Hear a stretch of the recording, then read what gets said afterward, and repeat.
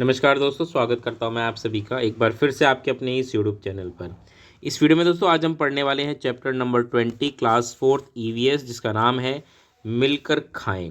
अब मुख्य रूप से आप समझेंगे कि यहाँ पे भोजन की बात हो रही है, लेकिन भोजन के बारे में भी बताया गया है। लेकिन मुख्य रूप से जो इसमें चर्चा की गई वो है बिहू के त्यौहार की। आप पूछेंगे एग्जाम पॉइंट ऑफ व्यू से, तो ये चैप्टर बहुत महत्वपूर्ण है, मैं आपको पहले ही बता देता हूँ।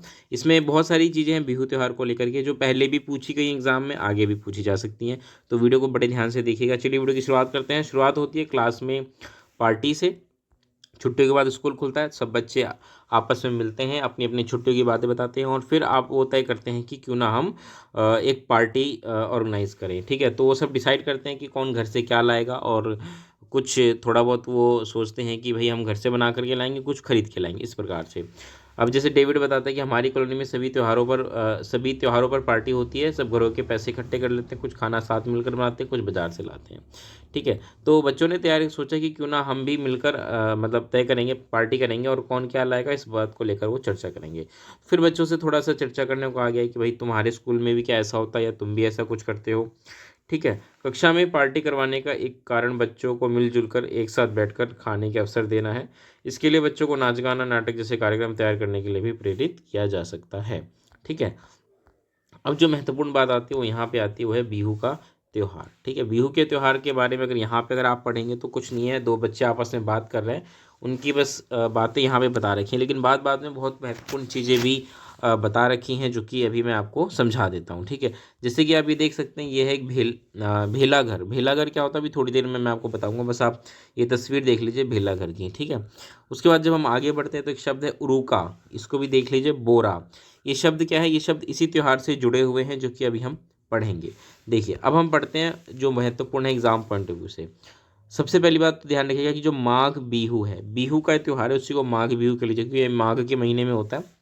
14 और 15 जनवरी, वैसे तो 14 और 15 जनवरी को होता है, जिसको हम मकर संक्रांति कहते हैं। जैसे हम मकर संक्रांति मनाते हैं 14 तारीख को, तो वही बिहू असम में बिहू के रूप में मना कह लीजिए कि मनाया जाता है, क्योंकि मुख्य रूप से फसल से जुड़ा हुआ त्यौहार है ये। तो असमिया कैलेंडर के 10वें महीने माघ की प्रथम एवं द्वितीय तिथि को मनाया जाता है। अब इसमें क्या होता है, पहले दिन को उरुका कहते हैं। तो उरुका शब्द जो अभी आया था वो ये वही है, पहले दिन को उरुका कहते हैं। इस दिन क्या होता है, अस्थाई शेड यानी कि छप्पर बनाते हैं, जिसे भेलाघर कहते हैं, और सामूहिक भोज का आयोजन होता है। ये जो भेलाघर देख रहे हैं, एक छोटा सा घर जैसा होता है, प्रतीकात्मक रूप में बनाया जाता है, और इसको भेलाघर कहते हैं। इसको बनाने के लिए ज़्यादा कुछ नहीं, सूखी लकड़ियाँ वगैरह ले दे करके ये एक भेलाघर बनाते हैं। ठीक है, और उसके बाद उसी दिन सामूहिक भोज का भी आयोजन होता है। बोरा जो भी एक शब्द आया था, असम में खाए जाने वाले चावल की किस्म है, जो पकने के बाद चिपचिपे हो जाते हैं। ठीक है, ध्यान रखिएगा।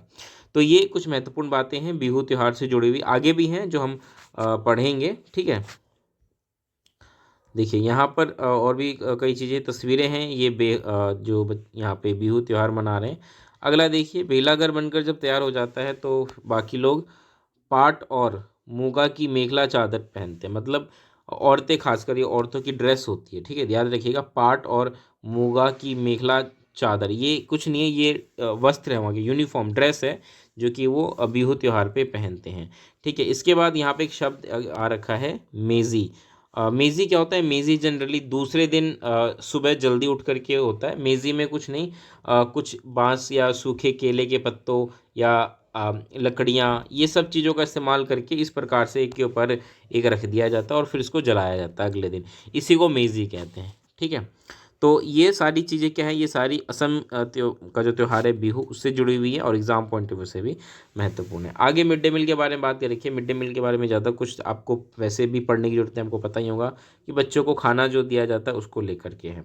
ठीक है, अब यहाँ पे थोड़ा सा बता रखा है मिड डे मील को लेकर के आखिर में, कि हमारे देश की सबसे बड़ी अदालत ने एक बहुत बड़ा फैसला सुनाया। प्रारंभिक शिक्षा कक्षा 1 से 8 के स्कूलों में सभी बच्चों को पका हुआ गर्म खाना मिलना चाहिए, यह सभी बच्चों का अधिकार है।